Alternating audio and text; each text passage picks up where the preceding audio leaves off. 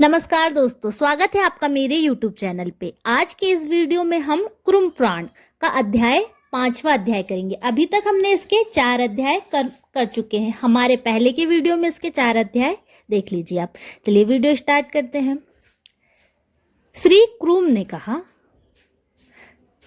ज्येष्ठ ब्राह्मणों, स्वयंभू ब्रह्मा के बीते हुए काल की गणना का वर्णन बहुत वर्ष में भी नहीं किया जा सकता।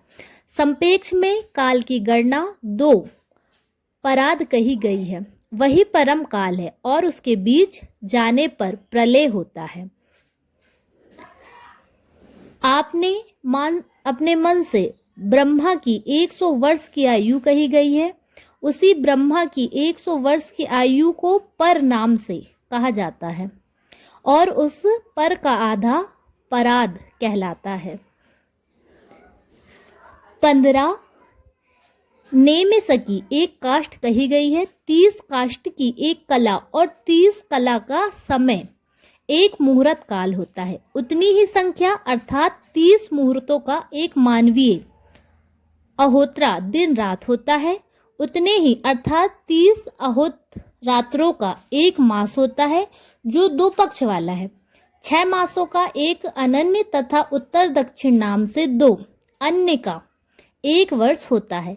दक्षिण अनय अर्थात दक्षिणयान देवताओं की रात्रि और उत्तरायण देवताओं का दिन होता है। श्री कुरुम ने ब्राह्मणों से कहा, दिव्य 12,000 वर्षों का सत्य, त्रेता इत्यादि नाम से एक चतुर्युग होता है। उसके विभागों का वर्णन सुने। 4,000 दिव्य वर्षों का सतयुग होता है। सतयुग की उतनी ही 100 वर्षों की अर्थात 400 वर्षों की संध्या तथा संध्यांश त्रेता युग का सांधि काल होता है। सतयुग के संध्यांश को छोड़कर क्रमशः 300, 200 तथा 100 इस प्रकार कुल मिलाकर दिव्य 600 वर्ष के द्वार पर काली युग के संध्या तथा संध्यांश होते हैं। काल का ज्ञान करने के लिए संध्यांशों से रहित त्रेता, द्वापर तथा कलयुग क्रमशः 3, 2 तथा 1,000 दिव्य वर्षों के कहे गए हैं। कुछ अधिकता के लिए यही दिव्य 12,000 वर्षों का काल परिणाम कहा गया है। इसके 71 गुना काल को एक मनु का अंतर अर्थात एक मानव तर्क का समय कहा गया है। ब्राह्मणों के एक दिन में 14 मनु मानवतर होते हैं। वे सभी स्वयं शंभु, प्रथम मनु, आदि तथा सर्वणिक अष्ट मनु आदि मनु हैं। उन नरेश्वरों मनमांतर राधियों के द्वारा 7 द्वीप एवं पर्वत वाली इस पृथ्वी का पूरे 1,000 युग तक पालन किया जाता है। एक मनवंतर के वर्णन से अन्य भी सभी मनवंतरों का वर्णन कर दिया गया है। ऐसा समझना चाहिए, इसमें संदेह नहीं करना चाहिए। प्रत्येक कल्य पूर्व काल के कल्प के समान ही होता है। ब्रह्मा का एक दिन एक कल्प के बराबर और रात्रि भी उतनी अर्थात एक कल्प के बराबर ही होती है। विद्वानों 1,000 चतुर्युग का एक कल्प कहा गया है।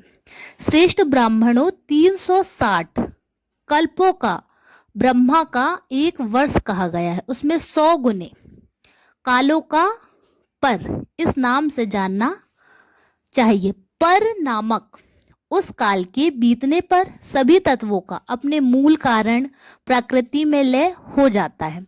इसलिए विद्वानों ने इसे प्राकृत प्रलय कहा है। ब्रह्मा, विष्णु एवं महेश तीनों का प्रकृति में लय हो जाता है। पुनः काल योग से उनका अभिवार्व होना कहा जाता है। इस प्रकार ब्रह्मा, जीव, वासुदेव तथा शंकर की काल के द्वारा ही सर्जना होती है। पुनः वही काल इनका संहार भी करता है। इस काल भगवान है, अनंत है, अजर है, अमर है एवं अनादि है। सर्वव्यापी होने से, स्वतंत्र होने से तथा सबका आत्म स्वरूप होने से यह महेश्वर कहलाता है। ब्रह्मा, रुद्र तथा नारायण आदि बहुत होते हैं, किंतु भगवान एक ही है जो ईशा, काल तथा कवि कहलाता है, ऐसा वेद का अभिमत है। ब्राह्मणों, इस समय ब्रह्मा जी का एक पराती बीत चुका है, अब उनका दूसरा परात चल रहा है। उस द्वितीय परात का यही 8वां कल्प चल रहा है। ब्रह्मा जी का जो 7वां कल्प व्यतीत हो चुका है, विद्वानों द्वारा वह पाद कल्प कहा गया है। वर्तमान में 12 कल्प चल रहा है। इसके विस्तार का मैं वर्णन करूंगा। इस प्रकार 6000 श्लोक वाली श्री कुर्म पुराण संहिता के पूर्व विभाग में 5वां अध्याय समाप्त हुआ। तो आज की इस वीडियो में हमने इसका 5वां अध्याय आपको बताया। मुझे उम्मीद है कि आप लोग को वीडियो अच्छा लगा होगा और कुछ नया जानने को मिला होगा। यदि वीडियो में नए हैं तो वीडियो को शेयर करें, लाइक करें, चैनल को सब्सक्राइब करें, बेल आइकन को दबाना बिल्कुल ना भूलें, जिससे कि कोई भी नया वीडियो मिस ना हो। इसका अगला पार्ट अध्याय 6 हम अगले वीडियो में आपको बताएंगे।